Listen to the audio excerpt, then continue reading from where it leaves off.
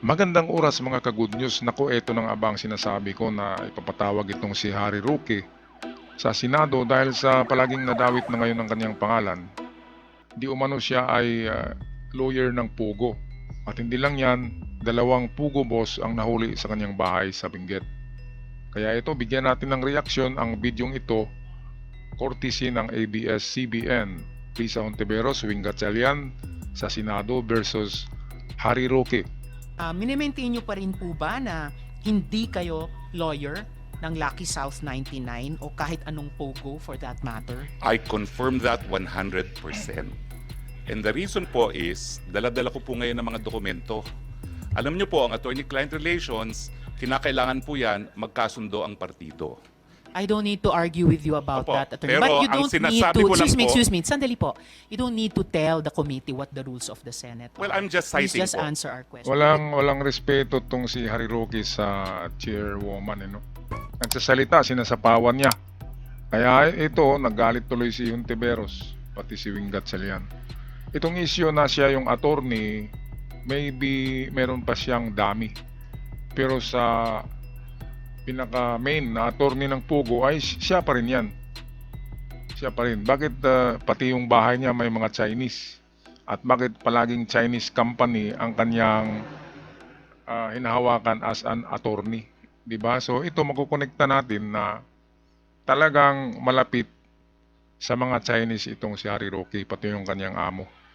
Ito, patuloy natin, no? Nakasimangot na si Risa. My answer po It's not is, necessary. that document is only evidence of its existence. Pero para patunayan po yung katotohanan na nakalasaan sa dokumentong yan, dapat meron pong testigo na nakakita ng ginawa yung dokumentong yan, o di naman kaya testigo ng gumawa ng dokumentong yan, o di naman kaya yung testigo na pumirma ng dokumentong yan. Actually, Pag as wala I po said yan, earlier, excuse hindi me, po excuse siya me. po No, no, pwede. no, no, excuse Ma'am, me. excuse me No, kasi no, excuse me, Attorney Roque. I'm sorry, madam, but I am Yes, a it's all resource right. person invited. Yes, you are. I was Wait. asked Let me to finish. answer. Dapat buhusan to ng isang balding tubig eh.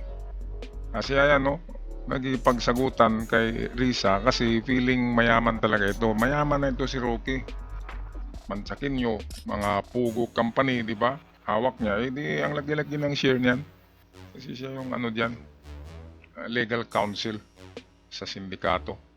Okay, patuloy tayo. Yes, you Hindi ko already po answered in maintindihan, excess. kapag gusto nyo Sandali akong po. tumigil, papatigil nyo ako kapag ako nag-explain.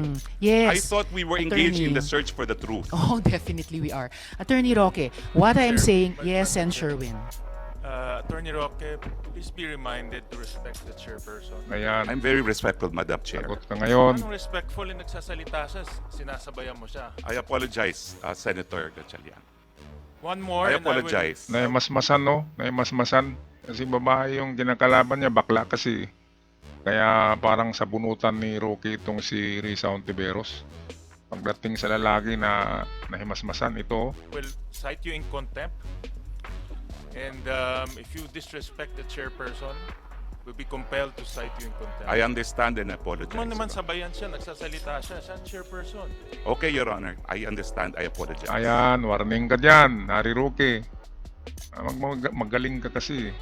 Kaya ayan, hindi pa dito kasama yung investigasyon sa inyong mga pinapalabas na mga deepfake videos doon sa California na nagsisigaw kayo ng bangag-bangag. Kaya yan ang susunod na issue diyan sa Senado. Lagot ka ngayon. So, due diligence, bilang abogado, dun sa mga diskusyong iyon, alam nyo kung ano yung mga dokumentong sinumite, alam nyo yung mga official attachments na nakalagay doon. Did you confront Cassie Linong about this? Or kinasuhan nyo ba siya na kung bakit nandun yung pangalan nyo sa organizational chart? Madam, nagagalit po kayo dahil sinasabi nyo, binibigay ko ng mga salita ang inyong bibig. Pero right now, Hindi you naman already ako assume... nagagalit. Sinasabi ko lang wag nyong gawin Oo, yun. pero ngayon po, sinabi nyo, you again insinuated that I had anything to do with the document. Ayan nga po sinasabi ko. As far as I know po, Attorney, please stop using that offensive verb insinuating. I am a very plain speaker. Okay, I'm Pwede sorry. nyo lang, it's all right. Pwede Okay. nyo lang sabihin mali yung fact na Mali po. sinasite, tinatanggi nyo yung sinabi ng ibang resource person. 4 na taon na pong itong investigasyon. Halos wala na pong nag-insinuate kasi dire-diretso na pong mag-usap. Okay, so please Ayan.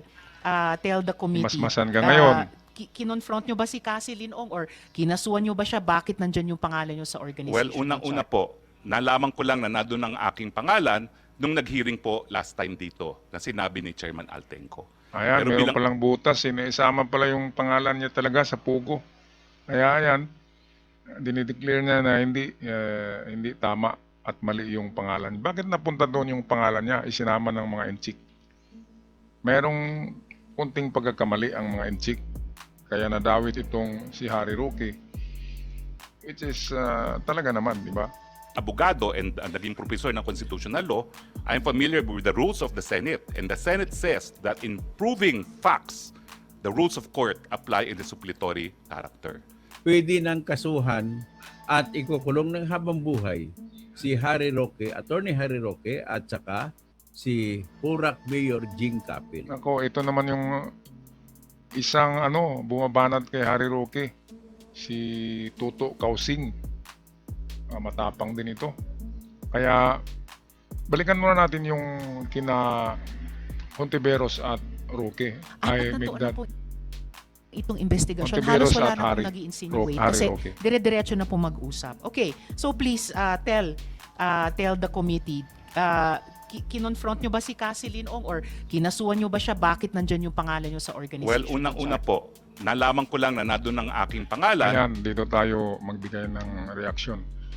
Bakit naisama pala sa organizational parang flowchart ng mga opisyal ng Pugo itong si Harry Roque?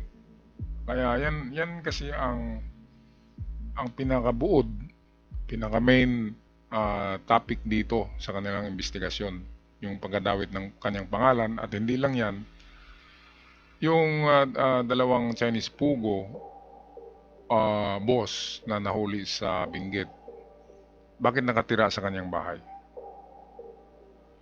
Okay, kaya merong mga anomalya kung bakit halos puro inchik ang naroon. Okay, kaya ito'y preliminary investigation pa lamang kay Harry Roque. Siguro ipapatawag na naman ito ukol doon sa ginagawa nilang rally sa California last week na sinabay nila sa SUNA ni PBBM at pinagsisigaw nila yung kanilang chant na bangag Pulburon King, which is gumagawa din sila ng fake video na nagpulburon ang presidente. Napakalaking kasalanan yan, di ba? Kasi pinablis nila sa social media, makikita. Kaya libelous, merong kaso yon. Narito si Tuto Kausing Character. at Pwede ng habang buhay. ito Of court, pakinggan natin. suppletory character. Pwede ng kasuhan at ikukulong ng habang buhay si Harry Roque, Attorney Harry Roque at saka si Hurak Mayor Jing Capil. Eto, Tuto Kausing, attorney din ito ni Percy Lapid. Kaya alam ni Tuto Kausing ang ngayon, ang movement sa gobyerno. Kasi din ito, kumikiling sa mga political issues. Kaya ito yung kanyang mga views on Harry Roque at saka itong mayor ng kung saan ba ito na mayor na involved talaga sa Pugo. Bakit po? Kasi napatunayan na sila ay kakotsaba ng mga big boss sa Pogo. At kung kakotsaba ka sa mga krimen na ginagawa, ay ibig sabihin po, ikaw ay kung ano ang kulong sa mga taong kinasuhan, ay siyang din ang kulong mo. Kung anong kasalanan nila, ay siya rin ang kasalanan mo. Parang yung accessories to the crime. Kapag ganyan ka na nagiging accessory ka na sa crime, ay meron ka talagang paglalagyan sa batas. Kasi madaling i-connect ang involvement ni Harry Roque. At marami pang susunod na mga investigasyon dito. Kasi dito na patungo na ito sa sa galing sa ugat, papunta na ito sa puno. Papunta na ito sa pinaka-leader ng ni Rocky, ng kanyang grupo, kung sino talaga ang gumagawa ng mga ganyan na mga issue, at pati ang itong bigay ng proteksyon diyan sa Pogo, at bakit ang dalidaling makapasok ng mga inchik dito sa Pilipinas na gumagawa ngayon ng karumal-dumal na mga krimen gamit ang Pogo Hubs. Ako magpapaalam na, maraming salamat. God bless us all. God bless the Philippines.